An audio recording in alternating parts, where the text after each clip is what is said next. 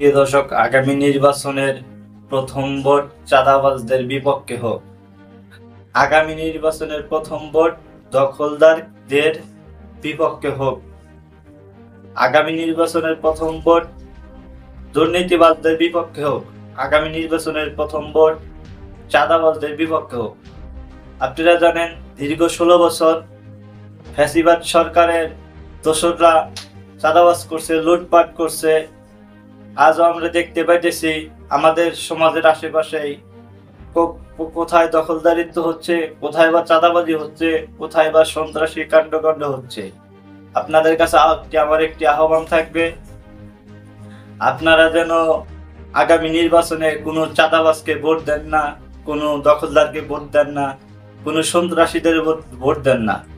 একটি চাঁদাবাজও যেন আগামী জাতীয় সংসদ নির্বাচনে পাশ করতে না পারে, একটি দখলদারও যেন আগামী সংসদ নির্বাচনে পাশ করতে না পারে, একটি সন্ত্রাসীও যেন আগামী নির্বাচনে প্রথম ভোটে পাশ করতে না পারে। আপনাদের কাছে আমার একটা আহ্বান থাকবে, বিএনপির যদি কালে কোনো ভালো প্রার্থী থাকে, বিএনপির যদি কালে কোনো যোগ্য প্রার্থী থাকে যে চাঁদাবাজি করবে না, লুটপাট করবে না, আপনারা তাকেই ভোট দিবেন। আপনাদের কাছে আমার আহ্বান থাকবে, জামাত ইসলামের যদি কালে কোনো ভালো প্রার্থী থাকে, কোনো যোগ্য প্রার্থী থাকে যে চাঁদাবাজি করবে না, লুটপাট করবে না, দখলদারিত্ব করবে না, জনগণের পাশে থাকবে, জনগণের ভালোর জন্য কাজ করবে, মাঠে কাজ করবে, কোনো দুর্নীতি করবে না, আপনারা তাকেই ভোট দিবেন। এনসিপির যদি কালে কোনো ভালো প্রার্থী থাকে যে চাঁদাবাজি করবে না, লুটপাট করবে না, দখলদারিত্ব করবে না, আপনারা তাকেই ভোট দিবেন।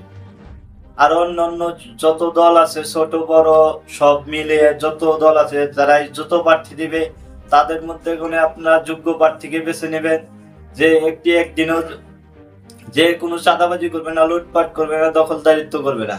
আমরা দেখতে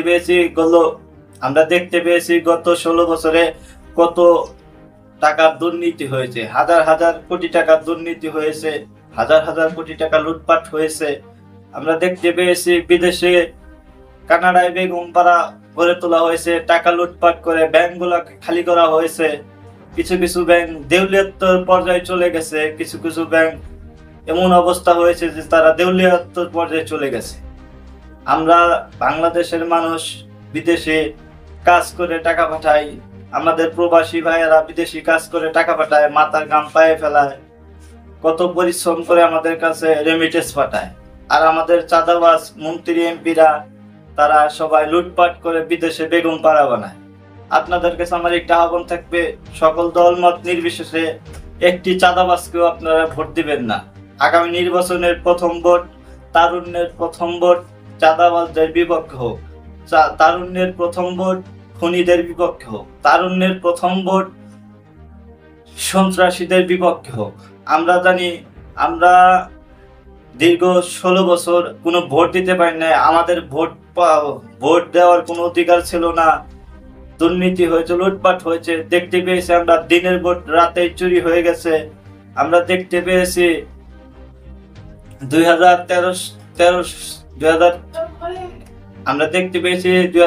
সালের নির্বাচনে বিনা প্রতিদ্বন্দ্বিতায় কিভাবে 150টা এমপি বিজয় লাভ করেছে, কোনো ভোটই হয় না সেখানে।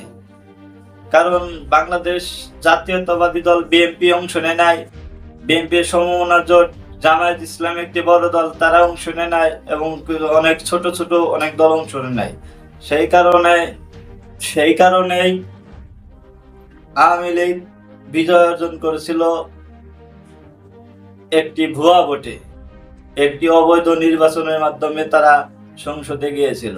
আমরা দেখতে পেয়েছি 2018 নির্বাচনে আমরা দেখতে পেয়েছি 2018 নির্বাচনে কিভাবে দিনের ভোট রাতেই করে দেওয়া হয়। বিদেশের ভিতরে যত সারা বিশ্বের দেশ আছে, এই দেশগুলোর ভিতরে বাংলাদেশ তখন একটি ইতিহাস সৃষ্টি করেছিল। 170টি গণতান্ত্রিক দেশের ভিতরে বাংলাদেশ 2018 সালে ইতিহাস সৃষ্টি করেছিল যে তোমরা দেখো আমরা কিভাবে ভোট করি।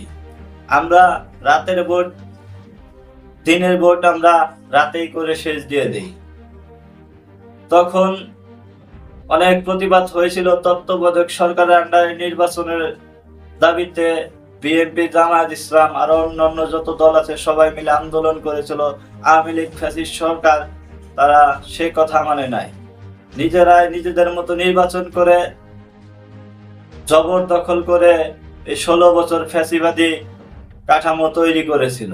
আমরা দেখতে পেয়েছি 2024 সালের নির্বাচনে এই আওয়ামী লীগ ফ্যাসিস্ট সরকার তারা একটি আমি দামি নির্বাচনের মাধ্যমে রাষ্ট্র ক্ষমতা দখল করেছিল।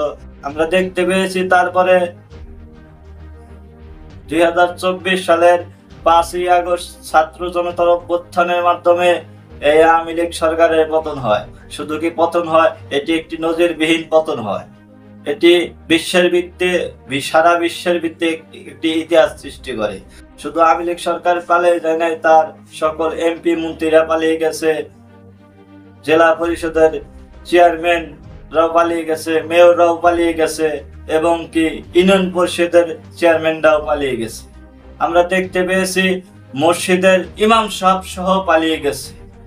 এরকম পতন বিশ্বের ভিত্তিতে আর কোনো দেশের কোনো দলের হয়নি। শুধু কি পতন হয়েছে, এই আওয়ামী লীগ সরকার 2000 মানুষকে হত্যা করেছে। গণহত্যার মতো অনেক বিষয় রয়েছে। আমরা দেখতে পেয়েছি এই আওয়ামী লীগের 17 বছরের আমলে পিলখানাতে 57 জন দেশপ্রেমিক সেনাবাহিনীর কর্মকর্তাকে হত্যা করা হয়। আমরা দেখতে পেয়েছি 2013 সালের 5ই মে শাপলা চত্বরে কিভাবে আলেমদের, মাদ্রাসার ছাত্রদের উপরে গণহত্যা চালানো হয়। আমরা দেখতে পেয়েছি এই 16 বছরের স্বৈরাচার শাসনের কত মানুষ বিনা বিচারে হত্যা করা হয়। আমরা আরো দেখতে পেয়েছি কিভাবে এই 16 বছরে একটি মানুষকে হাজার হাজার মানুষকে গুণ করে আয়না ঘরে নিয়ে গিয়ে নির্মমভাবে অত্যাচার করে হত্যা করা হয়। আমরা দেখতে পেয়েছি বিনা বিচারে অনেক মানুষকেই ফাঁসি দেওয়া হয়েছে। আমরা আরো দেখতে পেয়েছি এই সরকার, এই শেখ হাসিনা স্বৈরাচার সরকার অনেক মানুষকে বিনা বিচারে হত্যা করা হয়েছে। তো প্রিয় দর্শক, আমার চ্যানেলটি ভালো লাগলে সাবস্ক্রাইব করবেন। আমার প্রতিবাদী কণ্ঠস্বর সবার মাঝে পৌঁছে দেওয়ার জন্য আপনাদের কাছে আমার অনুরোধ রইল।